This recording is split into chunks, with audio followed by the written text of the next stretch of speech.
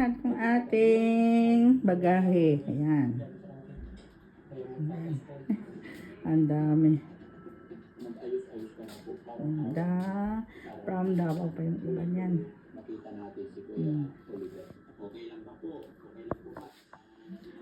Ba yung pastillas hindi ko makita. Hindi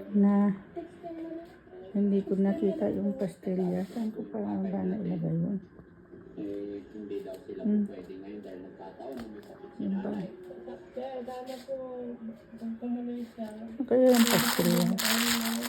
Yan yung gusto. Ano po? Hindi ko makikita sa inyo para magkatuwa ko yung daan.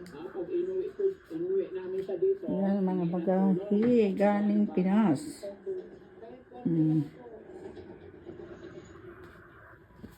Galing Pinas. Kababayan mga kabarangay, after po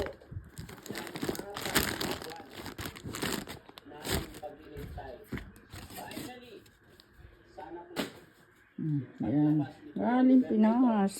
Tapos siyempre may kalenda tayo galing Pinas. Ayan. Ayan. Ano nangyari? Nakarating na. Sa. at inyong lingkod na makatanggap ng mensahe galing sa bahay pagamutan ng ating beneficiary ay makakalaya na. So, ibig sabihin, ipapaubaya na si Kuya Oliver sa kanyang pamilya. Kaya naman, itong team ngayon ay tutulak patungong Manila. Mga kababayan, ipag-pray natin na sana ito na yung pagbabago ng buhay ni Kuya Oliver. Ang tanong mga kababayan, Mga bag. kanino kaya natin siya inidiretso? Baging ako, hindi ko pa rin alam at hindi ko rin masasagot hanggat hindi natin nakakausap si Nanay